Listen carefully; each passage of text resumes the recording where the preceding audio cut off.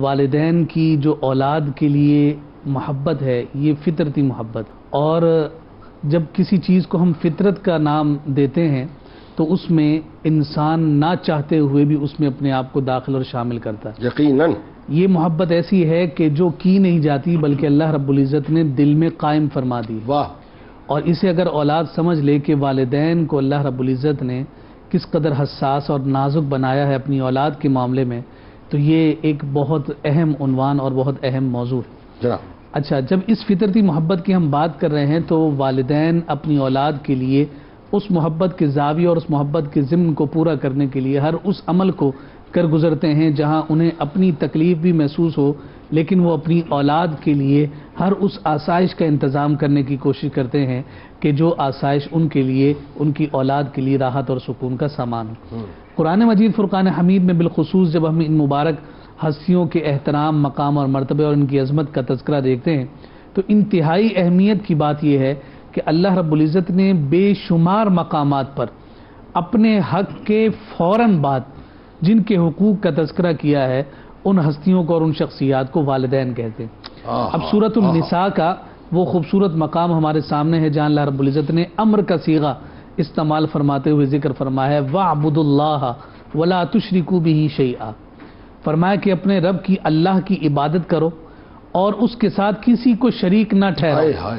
اس کو ذکر کرنے کے مان بعد فوراً فرمایا وَبِالْوَالِدَيْنِ احسانا، اور اپنے والدین کے ساتھ حسن سلوک کرو۔ یہ جو لفظ احسان ہے یہ اپنے اندر بڑی جاذبیت رکھتا ہے، چونکہ یہ احسان کا جو لفظ ہے یہ حسن سے بنا ہے، حسن کے مادہ سے احسان بنا ہے، یعنی خوبصورت رویہ۔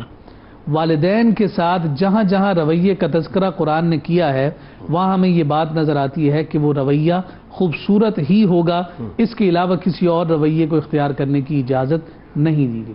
اب دیکھیے دوسرا ایک اور مقام دیکھیے، سورہ انعام ہے اور آیت نمبر 151 ہے جہاں فرمایا تعالوا اتل ما حرم ربکم علیکم الا تشرکوا به شیئا وبالوالدین احسانا، فرمایا کہ تعالوا اتل ما حرم، آؤ میں تمہیں بتاؤں، تمہارے سامنے میں تلاوت کروں کہ تمہارے رب نے تم پر کس چیز کو حرام کر دیا ہے، اور ان حرام کردہ چیزوں میں پہلی چیز جو ذکر فرمائی وہ حرام چیز یہ ہے کہ تم اپنے رب کے ساتھ کسی کو شریک بناؤ، اور اس کے فوراً بعد فرمایا وَبِالْوَالِدَيْنِ احسانا، اور والدین کے ساتھ حسن سلوک کرنا ہے، یعنی حسن سلوک کے خلاف عمل کو اللہ رب العزت نے حرام کر دیا۔ اللہ اکبر۔ اس سے بھی انتہائی اہم مقام ہمیں سورہ بنی اسرائیل کا نظر آتا ہے کہ جس مقام پر اللہ رب العزت نے ارشاد فرمایا قضا ربک، ان لفظوں میں اس قدر اہمیت ہے، قضا ربک، تیرے رب نے فیصلہ کر دیا۔ فیصلے کا مالک خود جو فیصلہ کرے اس کی اہمیت کتنی ہوگی۔ فیصلہ کیا کیا ہے، اس کے علاوہ کسی کی عبادت نہیں ہوگی، اور فیصلہ کیا کیا ہے، والدین کے ساتھ اس نے سلوک۔ اللہ اکبر۔ جس رب نے یہ فیصلہ کیا ہے کہ اس کے علاوہ کسی کی عبادت نہیں ہوگی،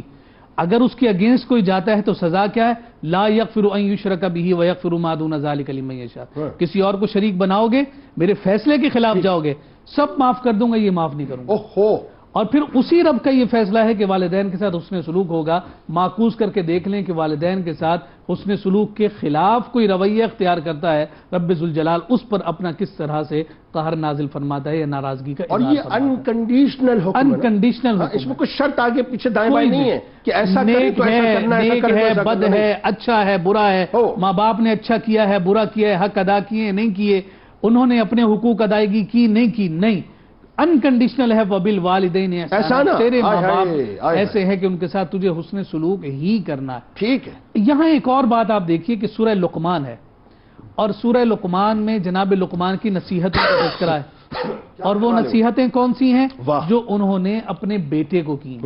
یہ بات بہت غور طلب ہے کہ انہوں نے اپنی نصیحتیں اپنے بیٹے کو کی ہیں۔ یہاں مفسرین نے ذکر کیا ہے کہ لقمان تو ویسی اپنی حکمت دانائی کی وجہ سے معروف اور مشہور تھے، لیکن صرف یہی نصیحتیں قرآن کا حصہ کیوں بنی کہ جو انہوں نے اپنے بیٹے کو کی۔ یا بنیا، ہاں، اور یہاں پر جو وجہ ذکر کی گئی وہ ذکر یہ کی گئی کہ دنیا میں کوئی بھی شخص جب دوسرے کو نصیحت کرے گا امکان ہے کہ اس کے اندر کوئی تصنع، بناوٹ یا غرض ہو، لیکن جب ایک باپ اپنی اولاد کو نصیحت کرتا ہے اس میں کوئی غرض، کوئی تصنع، بناوٹ نہیں ہوتی، مخلص ترین نصیحت اگر تمہیں کسی سے مل سکتی ہے تو وہ تمہارے والدین ہیں. ٹھیک. یہ قرآن مجید فرقان حمید کا انداز اسلوب ہے کہ والدین کے ساتھ معاملات میں اہمیت کو اجاگر کرنے کے لیے رب ذوالجلال نے اپنے حقوق کی ادائیگی کے بعد